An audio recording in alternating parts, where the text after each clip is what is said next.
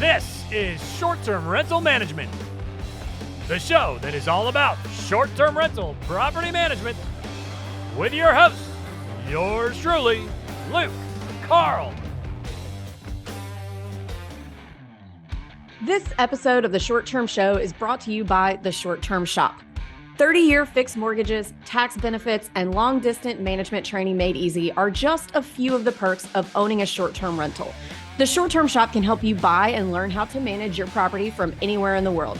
Just go to theshorttermshop.com and click Get Connected. Again, that's theshorttermshop.com, and we are brokered by EXP. See y'all over there. I'm fired up. I'm excited. I'm fired up, man. Quite frankly, I'm having a hard time keeping these alligators down, and I just want to spread the word. I want to spread the gospel of freedom, because that's what it's all about. You know, I think the hard part here is that it's difficult. Here's the deal.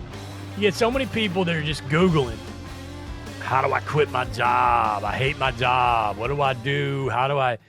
What's a better way to live my life? What's better than a 401k or whatever?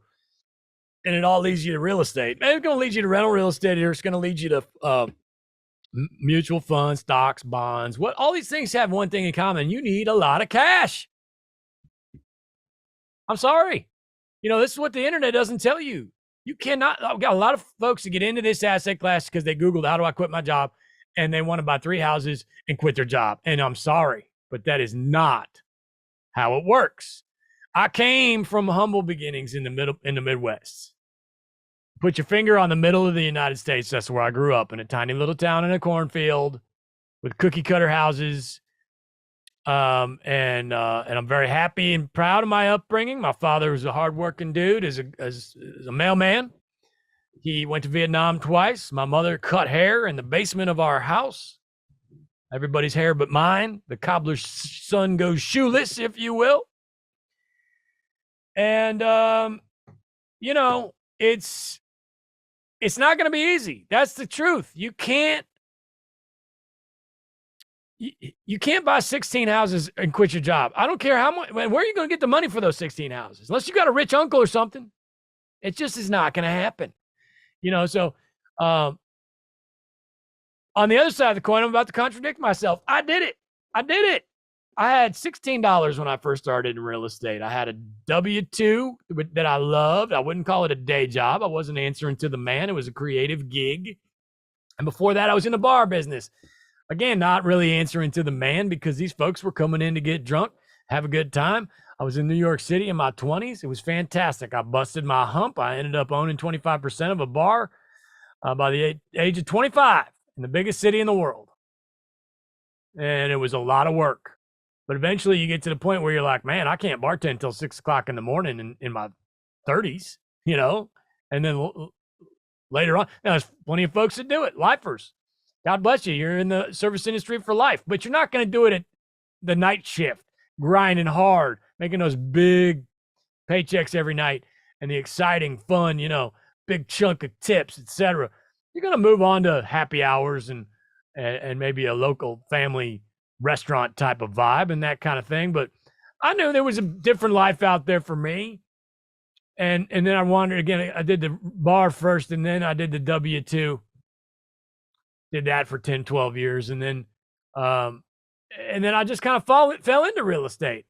And I'm going to tell you right now, the hard part was deciding what to do. The hard part in life is figuring out what you want to do. And a lot of times that has everything to do with figuring out what you don't want to do. Making that decision, in my opinion, is, at least for me, has always been more difficult than actually executing. Once I get the decision made, pen to paper, write it down, make it happen, accomplish the mission. All right? 46% chance. When you write it down, pen to paper, I got yellow pads everywhere. 16 of them right here. When you write it down, you got a 46% better chance that it will actually happen. I'm talking about goals. Now, I find that for me, it's much closer to like 90%.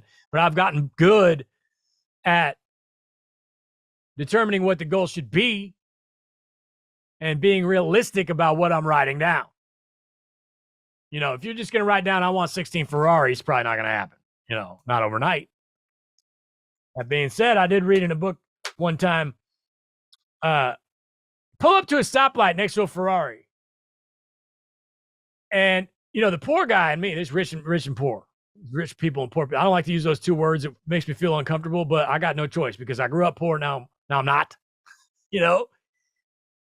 Also comes from a book, Secrets of the Millionaire Mind. He uses the words rich and poor a lot, and that book changed my life. Please check it out, T. Harv Eker. But anyway, I think it was Grant Cardone said he pulled up to a stoplight next to a Ferrari. And, you know, the old me who came from the hard working, getting under my dad's truck when I was 6 years old to help him change the brakes and working hard and all that, the old me would have said, that guy's a jerk with that Ferrari. He's a jerk. What does he know? He's a jerk. That guy's got a, you know, he's an a-hole.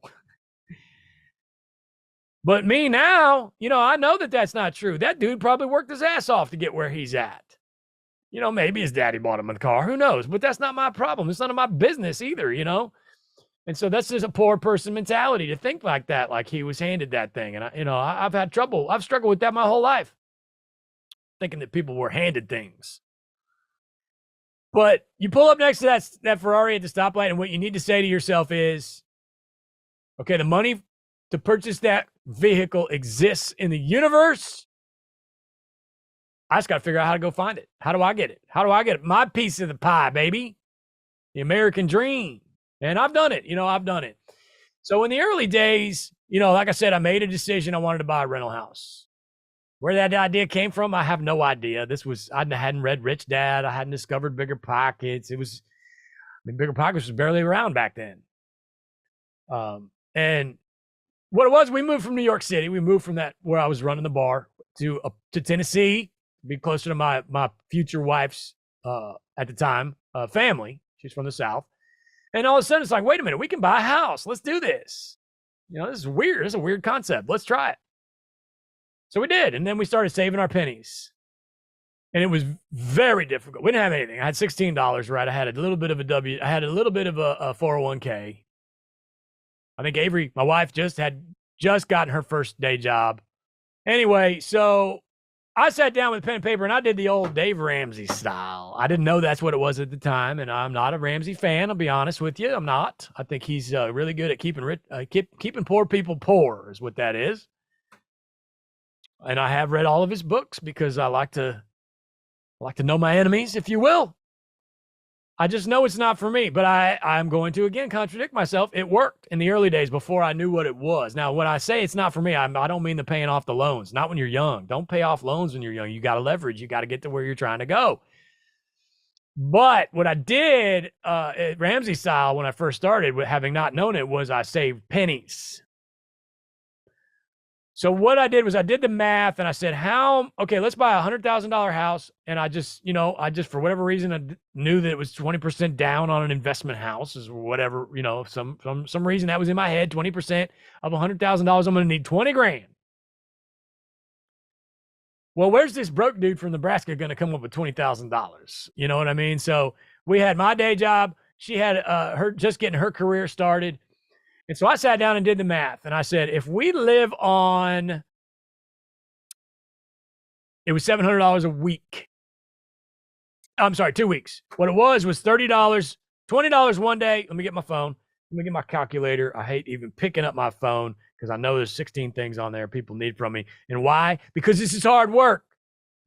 I look at my phone, six dudes are like, hey, your water heater's out. You got a leak over here. Sprung a leak. Why?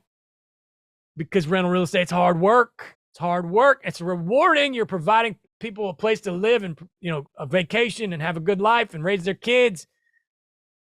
But if anybody thinks it's going to be easy, you're wrong. If you want to get to where I'm at, anybody can get to where I'm at. All it takes is busting your ass. Anybody out there that wants to get up at 4:00 in the morning and work as hard as I work can get to where I'm at. The truth is, though, is most people don't want to. Oh, it's going to be that hard? Screw it. I'll stay working at the Verizon store selling cell phones. That's easier. Oh my God, Luke has to wake up at 4 in the morning. Forget that. Screw that. He goes for a 6-mile jog before 5 in the morning. What are you kidding me? And then he takes his kids to school and reads his kids' books at night. That's too hard, man. I don't have time for all that. Anyway, I did the math, and what I did was $25 a day for 18 months, and we would have $20,000 for a down payment on a rental property. That's what we did in the early days. I didn't have a choice. I didn't have a rich uncle. Who am I going to call, man? And nobody. Who's got my money? I didn't have it. Nobody's going to give it to me. Right? So $25 times 2 people times 7 days times 2 weeks equals $700. So what I would do is every other Friday when I got paid from my W-2, I would go to the bank and get cash. I would get 20s and 10s, and I would put $20 one day and $30 the next day. I didn't want to do the $25. For whatever reason in my head, I really liked the reward of the $30 every other day. Oh, man, this is a good day. I got $30 today for my gas. This was gas. We didn't have any car payments. I was riding a motorcycle full time. My wife's car was paid off. That was a gift from her parents when we bought our first house. So thank you for that. Thank them for that. Thank you for giving us that vehicle. We needed it. We couldn't afford it, and we had a very low mortgage at the time, and that was it. We were living low dough. We didn't have enough money to spend on anything. We didn't have a choice. We did. Not a lot of monthly stuff going on, right? So not a lot of liabilities. And so we take that $20 one day and then $30 the next day. It's got to get my gas money, got to get me to work, got to get me home from work. We were commuting to work. And then I also had to buy my beer and my food, right? So Avery got a little sneaky on me. And she would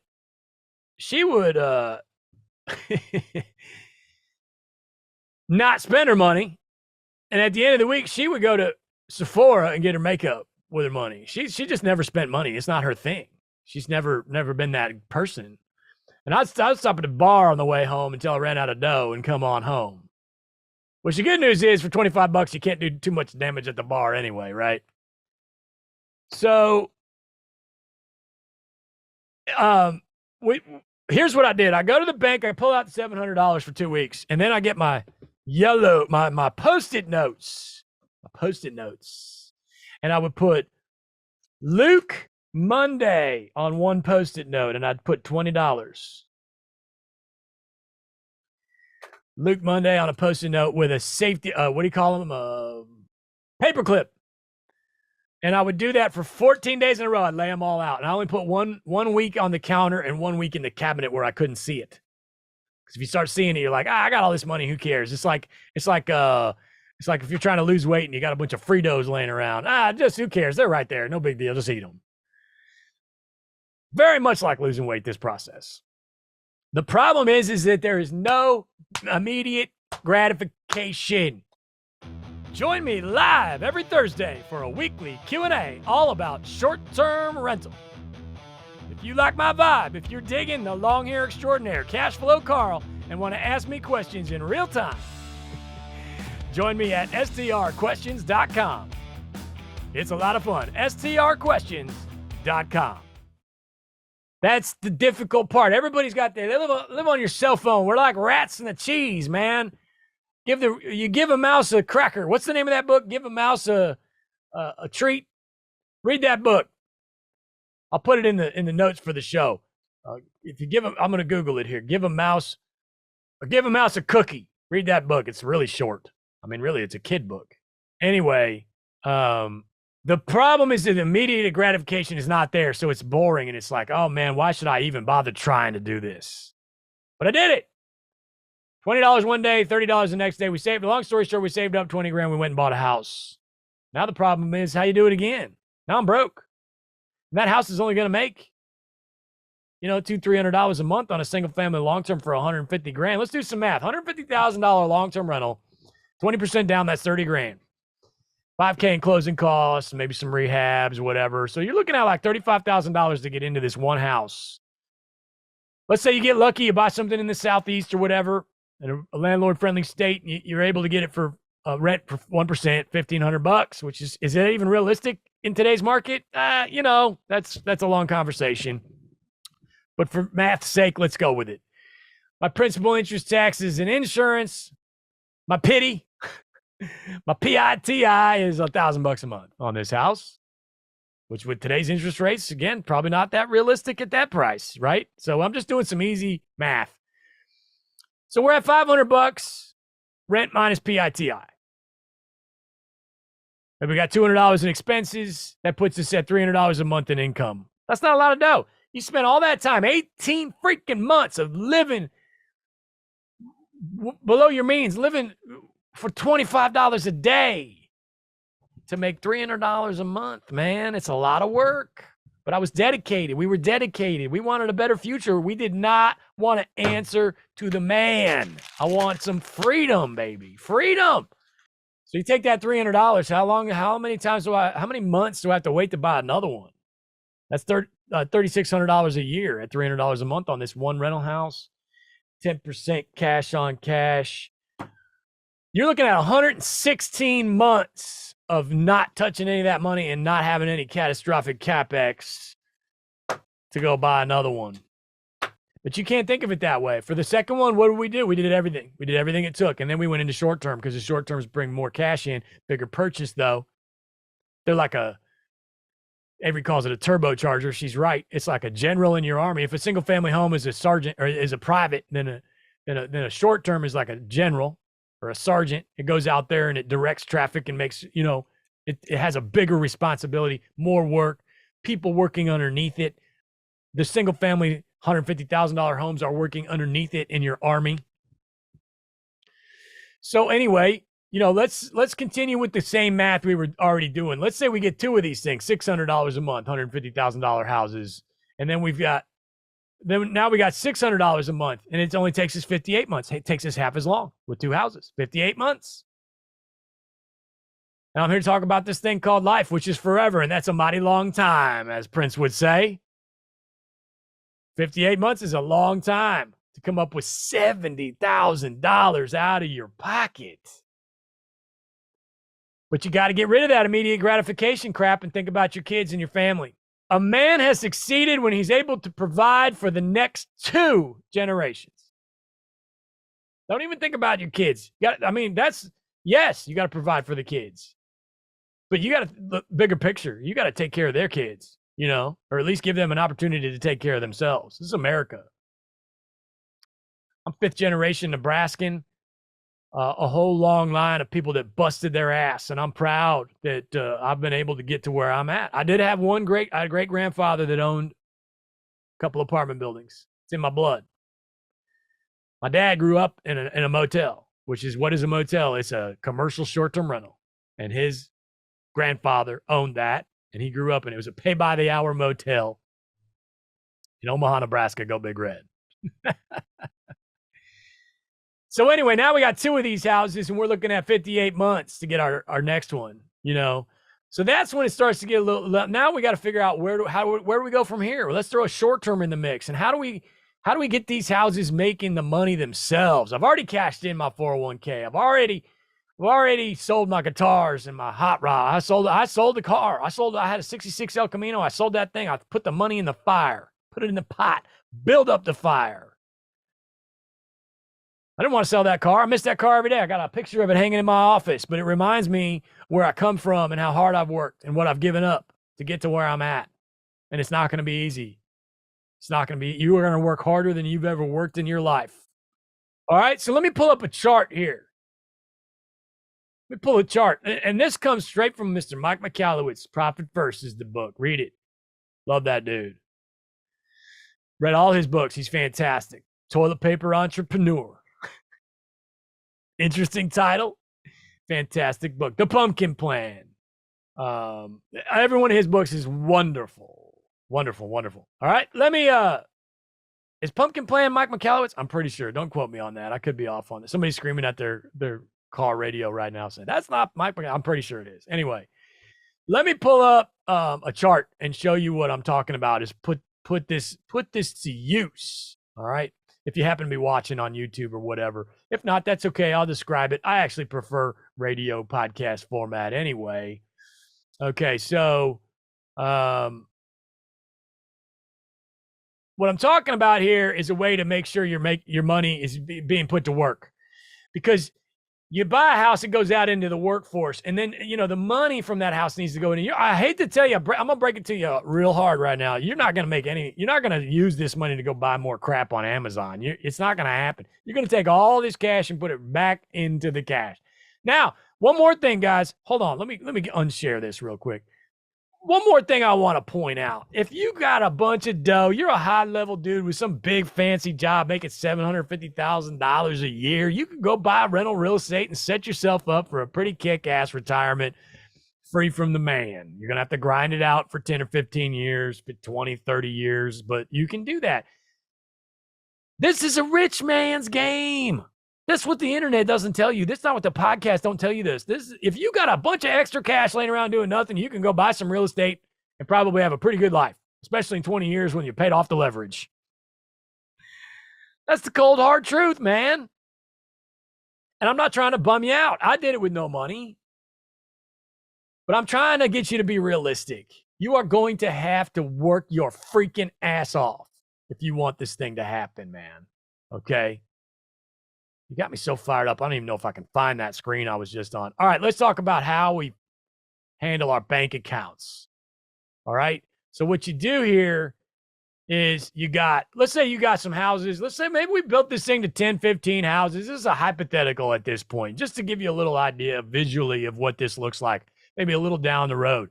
I got some cabins in the mountains on short term. They're bringing in some money. It goes into this account. We call this maybe an OPEX account, right? Just a little bubble on the screen is all I'm talking about. They maybe got some beach houses. I'm also not talking about entity structure here. I don't care how you hold these properties. Oh my God, Luke, do I need an LLC? If I had 50 cents for every time I heard that question, I wouldn't even need real estate. Talk to your lawyer about that stuff, I mean, yeah, it's a long conversation. It's just not the conversation we're having today. I don't care how you hold it with an LLC, Wyoming holding company, or whatever the hell, or if it's in your social security number. I'm just talking about however you want to lump these things together. And quite frankly, this will probably evolve over time anyway, based on how many you get. And this one's doing well and that one's not doing well. And I got a bad situation with a crappy tenant over here in this one, etc. But let's say we got some cabins in the mountains. We busted our ass and got some down payments going and got some cabins in the mountains. We got maybe a beach house. Maybe we got an apartment, maybe a 10-unit apartment building would be nice to throw in the mix. Good luck getting that thing to cash flow in the first 3 years. Maybe we got some single-family long-term rentals. Each one of these is a bucket. So I've just described 4 basically bank accounts or buckets, if you will. Then we set up side accounts way over here, somewhere else in our brain, down here on the screen. Maybe for CapEx, just because, you don't want to get caught with your pants down when the HVAC goes out.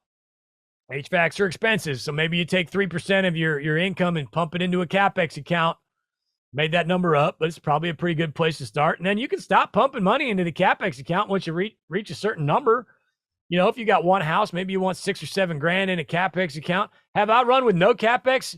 Hell yeah, especially in the early days. I wasn't married. I didn't have any kids. What do I need to? I ain't worried about that freaking HVAC. I'll figure it out when it happens. Like I'm freaking John Wayne. But it paid off, man. Would I do that now with kids? Hell no.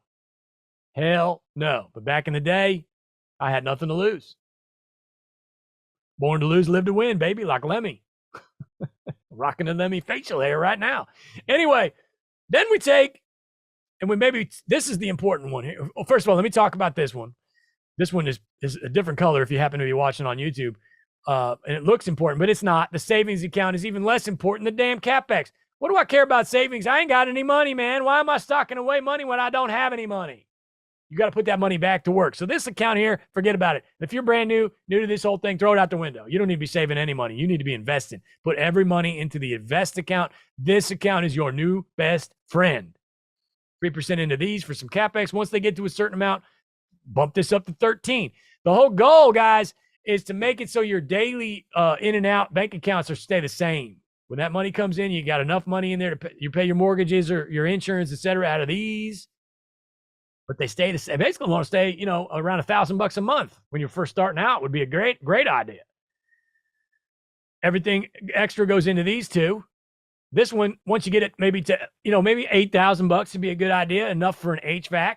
If you got 10 houses, maybe you need enough for 2 HVACs. But again, in the early days, I didn't have enough for any HVACs. I was putting it all into more properties and more properties, every single penny I could get my hands on. So these percentages can change and be wiggled around based on how much money you're making and how much CapEx you're dealing with and how many rehabs you're doing and how much paint you're doing and stuff like that. But you get the point, man. I'm fired up. Okay. Again, Mike McAllowitz. I didn't make this stuff up, guys. It's profit first. You pay yourself first.